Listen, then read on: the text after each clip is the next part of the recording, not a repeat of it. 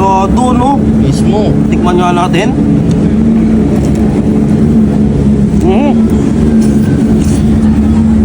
Alam nyo ba na merong bago dito sa may Chicken Ju? Meron na nga pala sila ditong mga bagong flavor. Tulad na lang ng Yuja Orange na manamis na may konting asim. Salted egg na sakto lang ang pagka-flavor niya kaya siguradong magugustuhan nyo to. At yung pangmalakasan nilang Yangnyeom super spicy, grabe sa anghang to guys. May rice meal din sila dito, 99 pesos lang. Kaya subukan nyo na ang mga bagong flavor dito sa may Chicken Ju. Nako, siguradong magugustuhan nyo to. At syempre, wag nyo rin kalimutan ang iba pa nilang mga flavor dito sa may Chicken Ju. Eto naman ang kanilang menu. Dito lang pala to sa may Pateros na located sa 375C Almeda Street, Barangay Poblacion, Pateros. Open nga pala sila ng 9:30 AM hanggang 12 midnight. Meron din pala silang branch dito sa may Taguig na located sa may Blue Boss Street, Barangay Rizal, Taguig City. Open sila 24 hours. Teka, may isa pa silang branch dito sa Taguig na located dito sa may Sampaguita Street, Stop House, Barangay Pembo, Taguig City. Open sila ng 9:30 AM hanggang 12 midnight. At kung hindi naman kayo makakapunta sa kanilang store, pwede kayo magpa-deliver sa kanila via Grab or Food Panda. Kaya tara, kain na tayo. Guys, napabalik nga pala ako dito sa may Chicken Ju kasi meron silang bagong flavor. Meron na nga pala silang 3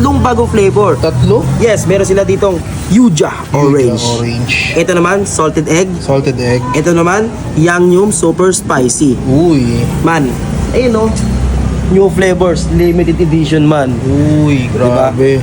Dito lang pala sila located sa may Pateros at kung hindi ka makakapunta sa kanilang physical store, available sila sa Grab and Food Panda.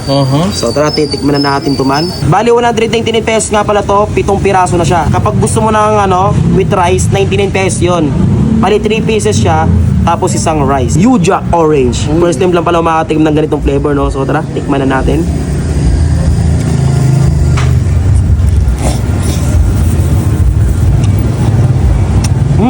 Guys, asahan nyo sa Chicken Ju, laging bagong luto ang kanilang fried chicken. Mismo. Ang lutong lutong na labas, lambot ng loob, lamam. No, may sauce pa, no?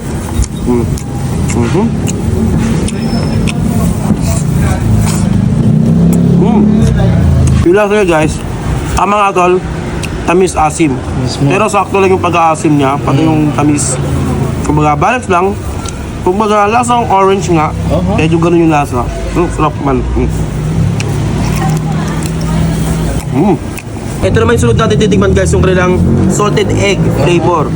225 pesos, 7 piraso na rin yan. Yan. At kung gusto mo may kanin, 115 pesos, 3 pieces yon, tapos may isang rice. Pag may malt nga sa bibig Mismo. sarap man.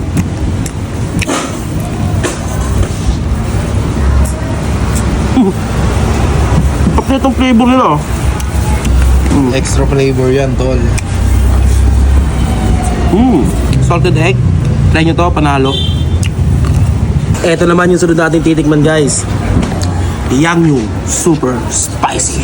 199 pesos, 7 piraso na. At kung gusto mo ulit ng rice, 3 pieces, isang rice, 99 pesos. Bali guys, meron nga pala silang iba pang mga flavor. No?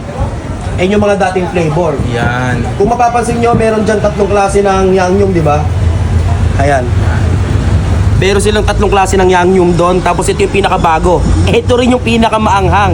Oy. Kaya sa mga spicy lover dyan, ito yung orderin nyo. Yangnyeom super spicy. Tingnan natin man. Harap tayo may balat man. Ayan no. Yun o. Kulado no. Mismo. Tikman nga natin.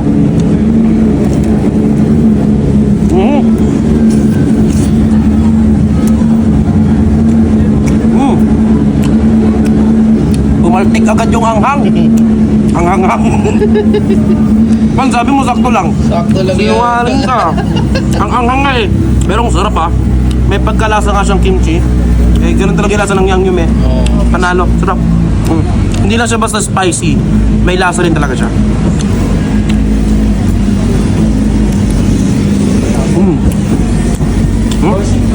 Uy, sus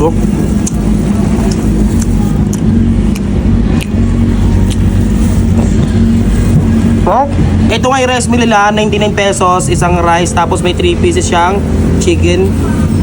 fried chicken. Tapos ang in-order ko nga pala yung kanilang classic flavor.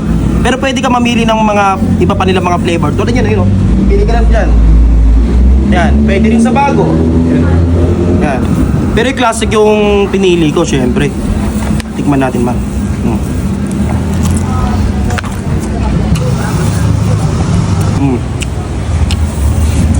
Spicy sauce man. Yun oh.